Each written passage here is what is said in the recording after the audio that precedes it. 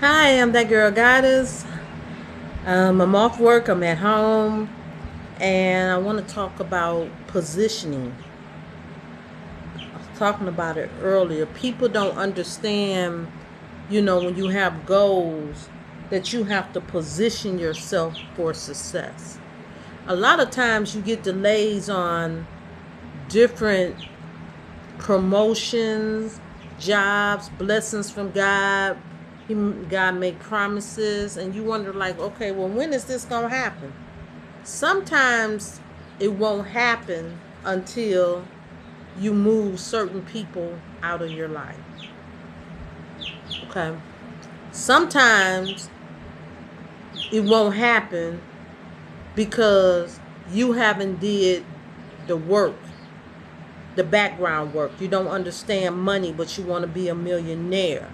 You want to people can tell you all kind of stuff like, oh no, if you do this, you do that, you'll become a millionaire. And I tell people, I've seen people run off on these tangents. If it sounds too good to be true, more than likely it's too good to be true. But you want to do things in your own strength. You don't want to listen to strong counsel. Okay, you don't want to fast, you want to pray, you don't want to do anything. But before God, when you get ready to get a blessing, you're going to have to do a lot of scriptural reading. Why? Because it push out a lot of negativity in your life. And when I say negativity, it could be some rotten significant other. If you keep pouring in the word of God, trust me, when God get ready to do something, by you operating in what's positive and what's powerful, God will pull you up and push them out. These people will flee from you. When you resist the devil, he will flee. But you have to be consistent. You can't say, oh, I don't want to be bothered with this. I'm not going to fornicate. I'm not going to do this. And you do it 3 weeks later. The devil will wait on you. And then he come in as a renegade because he been working against you all while you said you wasn't going to do this. He been like, I see. He been studying your personality. He been studying all kind of things. That's what people don't understand about the enemy. He studies his opponent, and most fighters do. Okay? When most people get in the ring, they have studied their opponent. When you get ready to do a good fight, you need to understand the enemy's tactics. A lot of times you don't win because you don't have enough knowledge. You're going to have to position yourself so you can get that knowledge. Okay? You're going to have to fast. When you fast, you pull things out of you. So then there's a space, okay, for God to fill. When you pour in a lot of word, he makes you stronger. Okay, he makes a move more powerful, more prone to happening if you stay consistent. And when I say it's consistent, I'm not just talking about 2 days or reading the word. God do things in seasons. A season is 3 months. Okay, we got to remember summer, fall, winter, and spring. All of them is 3 months. When you do something for a season, sometimes God needs you to push it as a double season because you didn't have no business last season. You're going to have to push in and push that word and get on it. Fasting. Okay? So God can clear a lot of things out of the way. Can he clear without your help? Yes. But he requires all of us to go and labor and do our shadow work because that is part of a Christian shadow work. And then when you do it, he's also looking at your attitude. A lot of times you can't get blessings because your attitude is bad. When God say give into hospitality, forgive your enemy, a lot of times people find 1,000 reasons not to forgive. But when Jesus got on that cross, he forgave you. And if we know the Our Father, we also know he asks us to forgive those as he has forgave you. You can't be selective because the moment you became selective, you put a stumbling block in your way. You gonna have to get up there and just recognize whatever they did is over. I know some things you may have to take somebody to court. It may end up in a tussle, but I tell people sometimes that tussle can mean that you're gonna go to jail. Sometimes you just gotta chop it off as an L so you can be free to go to another level. Sometimes, I tell people, sometimes you with these people and they in darkness and you say, well, I'm finna get ready to leave. Well, they done picked up you ready to leave. That's when they gonna pick a fight and your female friend gonna call the police, accuse you of something you ain't did. They may do anything, put drugs in your car, you be driving and they call the police and say, well, I know they selling such and such, check out their car. A lot of people have went to prison for stuff like that. I tell people you have to safeguard yourself when you have a promise. You can't be that prone to entertaining friends, because God needs to know that you can work on your own. That's what he needs to know. Are you going to handle business? Do he have to? And that's part of positioning yourself. You got to show yourself approved by God. Okay? He got to put that stamp of approval. Before he take you to somebody's big company or start your business, he got to show that you're faithful, that you're consistent. Okay? You have to position yourself for success. Success don't come in a garbage dump or in a barrel of crabs. He's looking for you even if you're at the bottom. He wants you to fast, pray, put the work in so you can spin on out and pop out of that barrel of crabs into a different position that will be able to sustain you, birth out your blessing, your desire. You have to look at things on a different level. If you want to be in corporate America, okay, God gonna look at the way you dress. Okay? You gonna have to learn how to dress, even though he told us to dress modest, in modest apparel. If you want to be in ministry, you're gonna have to learn how to do modest apparel. If he say put on a robe, put on a robe. Okay, and a lot of people resist being in robes and say, you ain't got to be in a robe to preach the word of God. You don't. But if God asks you to, then you need to. A lot of people don't want to be in a robe because they want to be able to do whatever there is they want to do. Okay, they want to be looking relatable to people who came to their church and not representing themselves as holy. Okay, they want to play on this ground. When you need somebody in ministry, you got to be somebody bold enough to tell the truth and don't care if they have these friends, because you didn't go there to make friends. When you get in ministry, you go there to be what God wants you to be and do as God asks you to do. Even if somebody laughs. Laughing is only for a season. People always gonna hate. Long as you're doing something right that can take you to a better position, they're gonna hate. They're gonna ban you. They're gonna attack you. That's what haters do. Okay, that's what darkness come to do. They come to be a stumbling block. Okay, you living with them, you paying your portion of the rent, and then all of a sudden they can feel, oh, he finna get a promotion. That's why I'm finna start a fight. Now he finna go to jail. See? And when I tell people, when you get out, you done lost everything. They done rambled through your stuff. You lost your job that could sustain you a lot of times. But when you're fasting and praying and birthing out a thing, God can make a mighty move. He can guide you. Your spiritual ears are open up that you can hear what the Spirit of the Lord is saying to the church. Okay? But you have to position yourself so you can hear. God is not going to shout over everybody. God is not going to beg. He's going to present something to you, and you're going to have the discernment and the wisdom and the knowledge to know which direction you need to go. He may tell you where to go, but sometimes we have to recognize some things Because as he's raising us, he's trying to establish a discernment in us so we can make better choices. The problem is a lot of us on our own don't make very good choices. You know, you gonna have to learn how to utilize your brain and let things make sense. You know,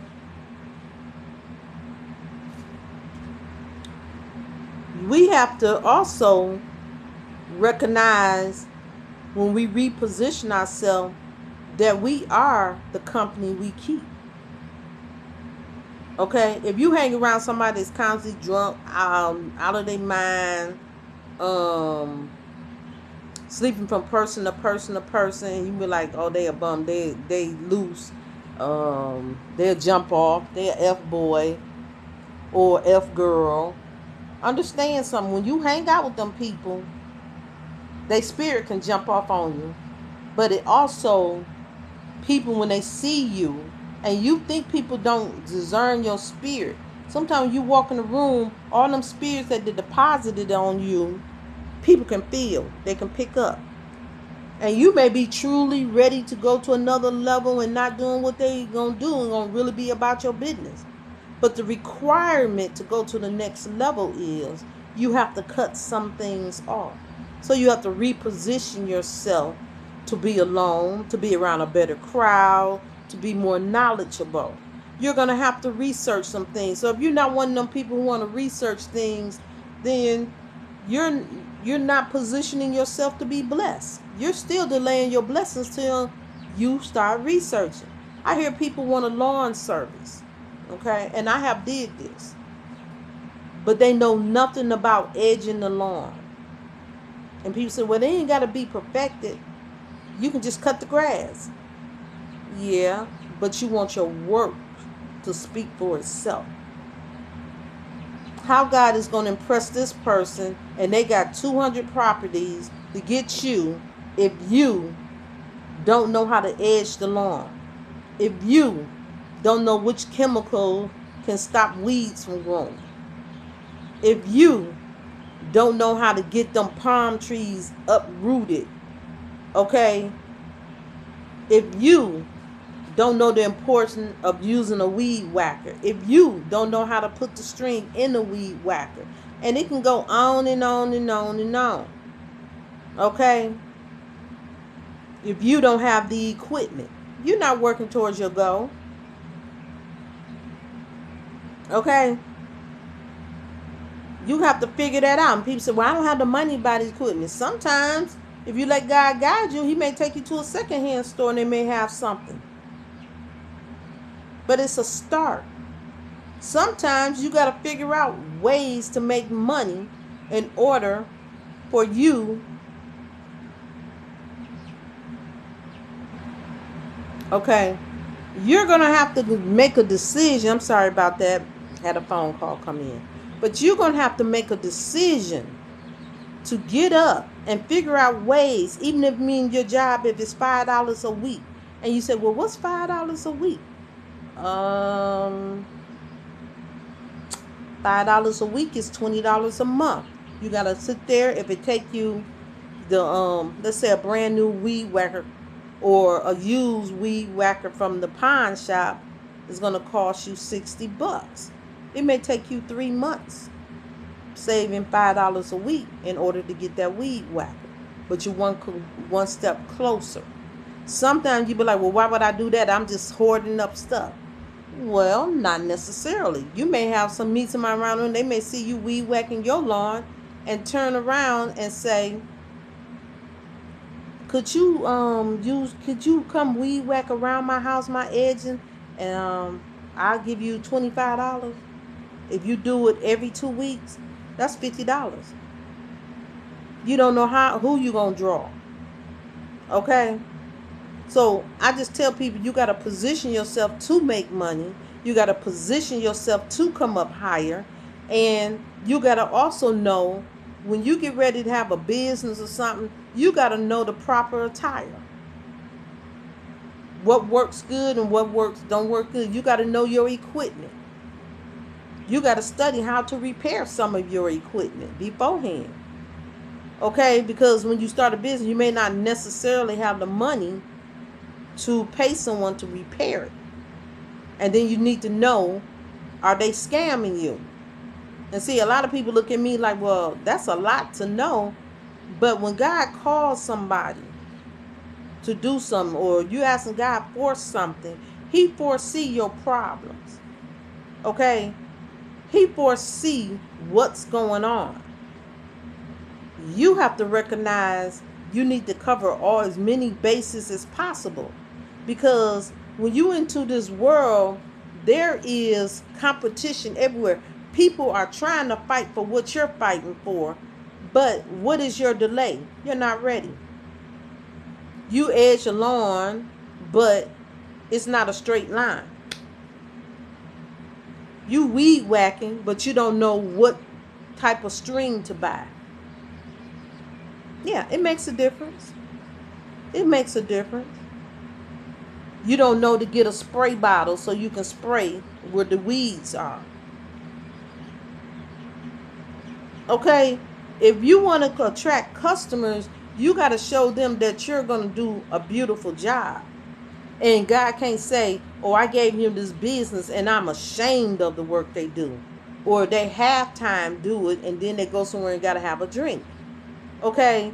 You got to know what time of the to get up, what time you need, get up to start go business. You got to go out there. Okay? You may have to volunteer to cut some lawns. Okay? Before you're recommended for something else or somebody chooses you. But you got to put the work in. And I tell people, you got to get prepared. See, I'm one of them people, I have 1 million businesses already set up. Even when I came from Michigan down here, I left my son, okay, when I say a master snowblower, he could have made money just using the snowblower. Okay? And then he'd be like, he broke. How you broke? All that snow up there in Michigan? You can do that and keep a job. But his mind is not ready. He feel that if I get a job or I get a business, I have to like and love the business. Not true. God like to see you faithful over little things before he make you faithful over much. He know you're striving for your passion, but he established you in these other businesses. And even when you get your business, you be like, well, that's a stupid business, the lawn service, quote, quote. I don't want to be stuck doing that. But if you get your business and you have to rent some property or lease some property in order to operate in, you're going to have to keep the lawn up. You're going to have to make it appealing. See how that comes in? You got to show God you're consistent and that you're hungry. He the one who promotes. And see, me, I sit back and people like, oh, you've been saying this, this, and this. You did this, you did this, you did this. Okay. I did. But what's your point? I may be perfecting some things. Why are you trying to keep up with me? I'm going to be about my business, but when my business pop, things are going to be perfected. I'm still using knowledge. I may want to go this route. I may be sitting around fasting, praying for God's guidance. That's when I want to talk to people about positioning yourself. You have to position yourself so you can hear from God. I hear pastors talking about God ain't talking to nobody. Oh, yes, he is. But one thing he's not doing, if you see someone who got a prophetic word every day, they probably just going in the spirit realm and the soulless realm and picking up something, because God do not talk like that. You got to know your Father, the Most High. And I tell people, when you go before Jesus, you got to know who he is. You got to know his boundaries. You got to know the Most High. You got to know how he relates to you. See, that's part of positioning yourself for a blessing or something higher. If you can't hear God, then how God gonna tell you something? Because he said, my sheep know my voice. You got to know how he going to communicate with you. You got to know all the ways. You got to be able to hear it in something. You need discernment. So that takes fasting and praying and being consistent in the things of God. Because when you get saved, God looking for you. He said babes need the sincere milk, which is the word of God. If you don't know the word of God, then the devil can trick you any kind of way. If you don't have wisdom and understanding coming, which are principal things, you can be deceived quickly. You can be discouraged quickly, because even if God throws seed out, you on rocky soil. It cannot take root because you don't have no word. You don't have no consistency in fasting, in ministering somebody, telling somebody about Jesus. Okay? Because God want to see those things. He's not just, oh, I'm going to put you in a high position and you don't do nothing for the kingdom. I'm going to put you in a high position and you don't know how to talk to nobody. You don't know how to listen to me to even tell them, thus saith the Lord, in order. And it can be, thus saith the Lord, is him opening up a door so you can minister to them. But how can you minister something you're empty? How are you going to raise your children on the word and you have no, you praying for a baby, but you don't know no word. And I'm praying, but this is happening. Maybe you need to fast off some generational curses. Maybe you need some word. You need some wisdom, understanding, because when the baby get here, you need to know how to teach that child. You need to know what you need. God wants you to teach that child, because everybody's journey is not the same. And just because this is your child, don't mean it's going to have the same journey as you. It may have the journey of the father or the grandfather or something similar, but it's all going to be uniquely orchestrated by God. Why do he want you to be a mother of an earth angel and you don't have a clue, no word in you? Or something blessed. You don't treat people right. You're not responsible. And God tests you in all kind of ways. I tell people, I have pets. Even after I had children. But I was consistent and I stayed till the job was done. Tired or not. I gave up things that I want for myself, making sure I was a good steward over them. God watches all of that. If you're not a good steward over little, you ain't going to be a good steward over much. If you're not faithful over the little things, you ain't faithful over much. It's just like me cooking. I learned how to develop me a palate. To eat, I eat food and I can about tell you the ingredients in it. I studied recipes. I studied and went in there and tried and tested and did certain things so God can promote me in those areas. So when I got married and I started cooking, I have not had a husband say, baby, you can't cook. They always turn around and say, one reason I look forward to coming home is I know I'm going to get some good eating and some good whatever. I know this is going to look nice. The house is going to be clean. Even if this area, if I got to come in and do this, you did more than your part. Women want to be wives and lazy and tell me, oh, I ain't cleaning up after him. God called you to do that. Not just like he throw his pants on the floor and then you have to pick it up. He called us, okay, to keep the house. Yes, we keep the word. That's why we have more glory on our head than the man's head, because our hair is our glory. When you see all this bonus, and I hate to say it, God is not pleased. Our hair is our glory. You think you getting in and you have no glory. Before it even grow out, you cutting it off. God don't like us to look like men. You need to stand in the mirror, regardless of the makeup, which is war paint, can be war paint, a mask. He looking for you to look feminine. God did not create females not to look feminine. He created you to operate in the energy that he has established. He created men to operate in the energy he has established through their gender. Okay, so when you tell God, oh, I'm born to be this, you made a mistake, God has already walked away. Okay?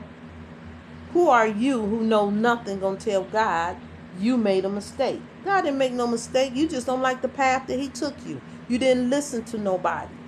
I tell females, stop playing in these games where you're wearing men clothes. I mean, some of us have to, because when you top heavy, they make a lot of blouses too small. We can get our arms in, then we have a piece of pulling across the top of us, and we can't fasten. Even when we button it up, and we can go 6 sizes larger, and it will not accommodate that area. And sometimes we have to go get a masculine shirt to cover ourselves. And you can be thin, but top heavy. Okay? They make a lot of shirts and you got a big rump. I'm sorry. You need to cover some of that, because a lot of places you go to put in an application, when they see that you is exploiting your BBL, or just bottom heavy, they won't hire you because you're a distraction. You don't present yourself right. And I don't need to come down hard, but today God led me to talk about positioning yourself, giving people an idea on how to be successful. Okay? I love TikTok. Trust me, and I do TikTok. And I don't think a boss should come online and seeing that you did something and terminate you from your job. Now, if you're on their job site and you're standing there twerking on their property, then I look at you like, well, that was foolish of you to do that. You're representing a company. They're paying you for your time. They're not paying you to do that. I done seen people get online, and when I used to model, I have a lot of exotic pictures. But I have seen people post pictures that is so intimately suggestive, okay, that they scared when people get on your job, you get on the job site and y'all share Facebook, or somebody look you up on Facebook, that they're going to see pictures that's not only leading up to you to hit them in the inbox or be temptation to bring them down, is suggestive, and you can be a distraction for a person. You can break up marriages, having people pursue you. You know, I think some things is to the extreme in that area, but some things are not. You know, it's certain things, and I just tell people, sometimes your Facebook page, if you're working in positions like corporate America like that, sometimes your Facebook page do not need to be your name. Okay? You may not can share your Facebook page. You can have one page, okay, that's your name. Keep it clean. Okay? I don't agree with companies going in on your Facebook and TikToks, but they're worried about the reputation of the people, their employees, that people boycott because they get online and see that you're really talking about promoting stuff like underage dating and you're an adult, or you're promoting violence. They may not want you on their workplace because you're not a good fit and you go into a Christian company. Okay? You're going to sell Bibles at a bookstore. People don't always want every image inside of their company. So we have to be careful of how we display our social media pages.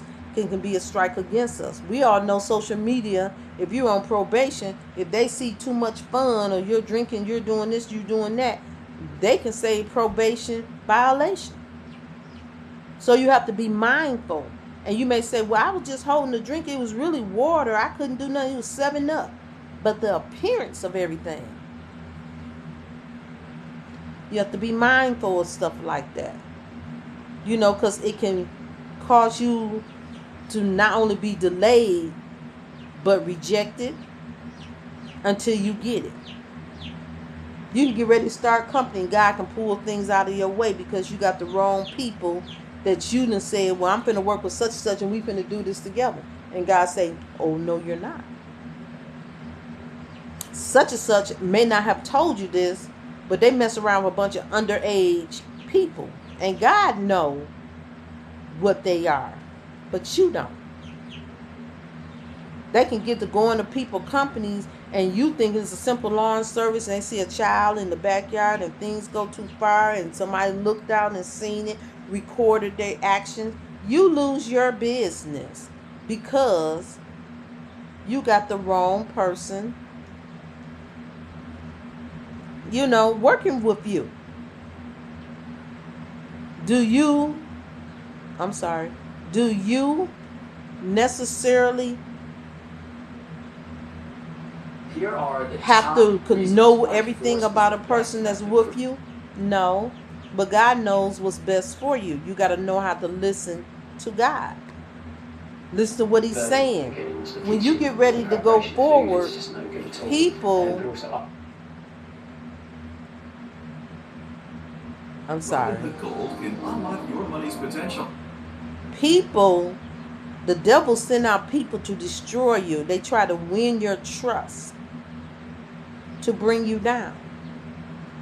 I don't want this video to be this long. It's like 30 minutes right now. So I'm going to stop the video. I'm going to say like, share, subscribe, and comment.